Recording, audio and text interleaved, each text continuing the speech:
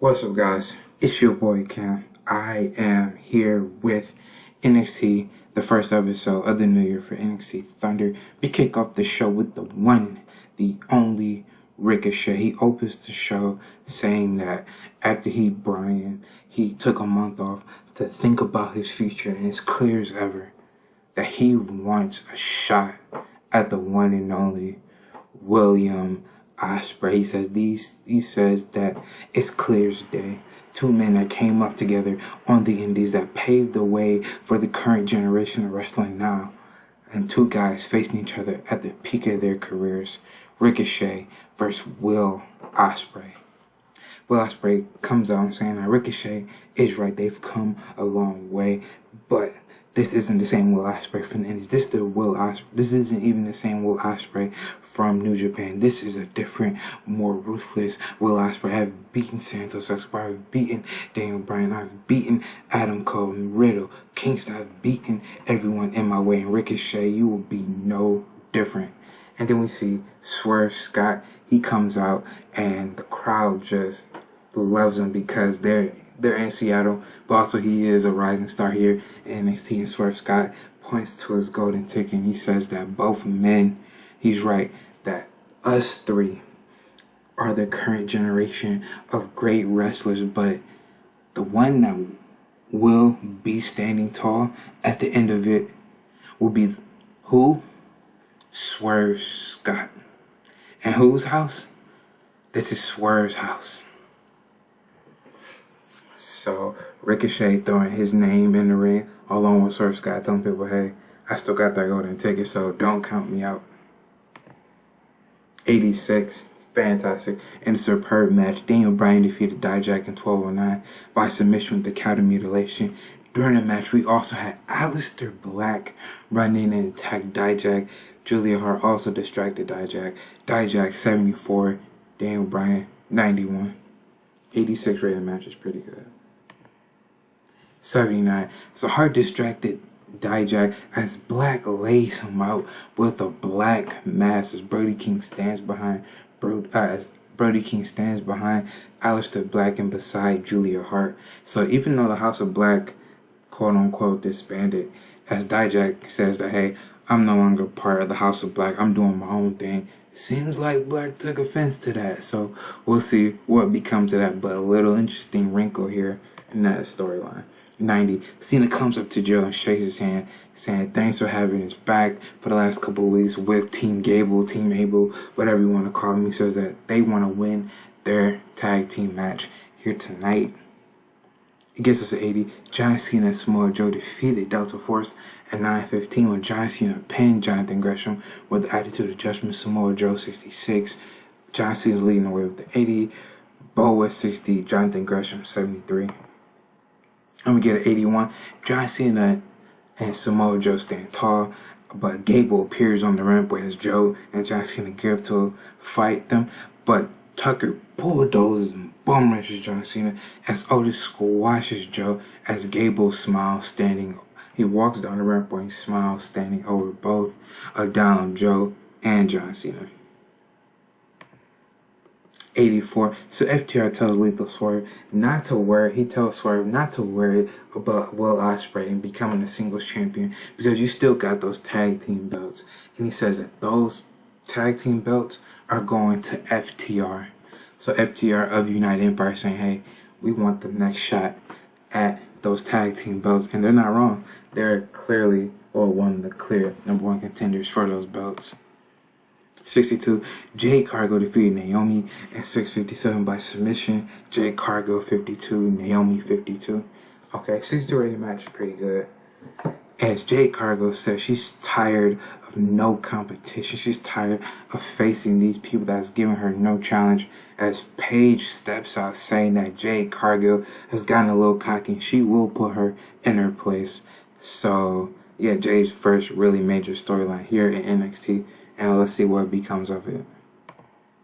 90. Adam Cole says all he wanted was to regain his NXT title against Will Ospreay, and Andrade cost him that.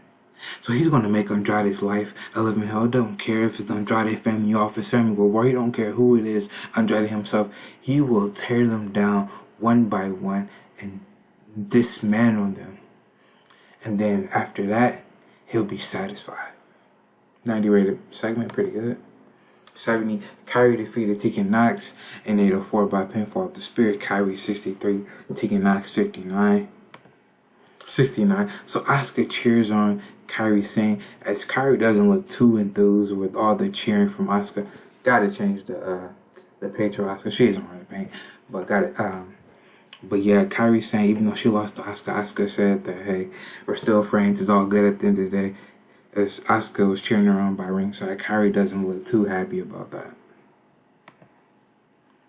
86. Okay, Bayley comes out with her women's world title and Sasha Banks beside her, saying that she beat Rhea Ripley with no help. And Bayley says that no one is coming for her belt. As Bayley, she just glowing and talking about how she's beating Rhea Ripley. Like, not many people can say that they've beaten Rhea Ripley and quote unquote clean at that. But the crowd knows and the people at home know that, hey, you attacked her on the Go Home show and then you injured her knee before the match. So you didn't beat her outright clean, but we get what you're saying. We get what you're talking about. As Bayley says, no one is coming for her belt. As Sasha looks at the belt. When she says no one's coming for her belt, Sasha, she quickly glances at the women's world title. But then as Bayley looks at her, Sasha takes her eyes off the belt. It's a little interesting interaction there, but probably nothing. Quote unquote, probably nothing. 49, Killer Kelly, she's here at NXT and says she's coming for everyone. And then the video package points out Shotzi Blackheart.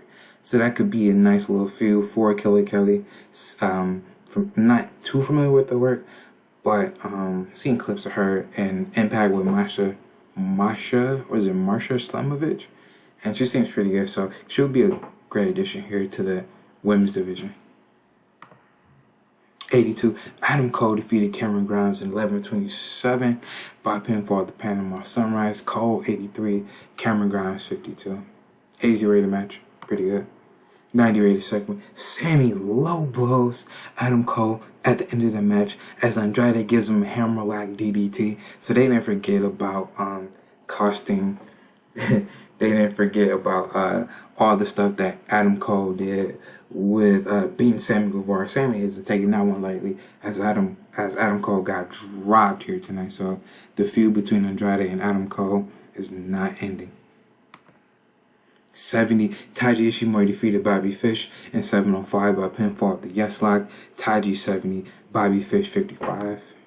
73, Kyle says that Taiji is a great wrestler, but he'll go through him to get what he wants, and that's another shot at Johnny Gargano. 75, Raquel Gonzalez tells Nigel that it's time to get her belt back, and it's time to get her belt back. So yeah, she remember she lost the previous incarnation of the title, which was the NXT, it was the Intercontinental title. It was the women's Intercontinental title before I renamed it the Women's World, and she lost that to Paige about 6-7 months ago. And Raquel, I don't know if she got a rematch or not, but she's saying, hey, new year, I'm ready to get my belt back. So it seems like she has her eyes on that championship. 71, okay, in a decent match, Katsuyori Shibata defeated Matt Riddle in 10:34 by submission with a cross arm breaker. Katsuyori 51, Matt Riddle 77. So yeah, had to keep Matt Riddle strong because Matt Riddle, he was pissed about losing this match. But it's all in service of the story. Also, in real life, I don't think nobody would complain about Katsuyori Shibata beating Matt Riddle. I feel like this would be a good match, and it was a decent one at that. So we'll see what happens. Matt Riddle lost another big match. 86, man, pretty good. And about they had great heat. They had great wrestling, good heat. Ricochet defeated Josh Alexander in 11:28 by pinfall the standing shooting star press. Rico 93, Josh Alexander 76. Lack of psychology, boo-hoo. 69, Ricochet tells Will that he's coming for him. That was a great beginning of the show. So tell me what you think down below. I'll see you when I see you. Peace.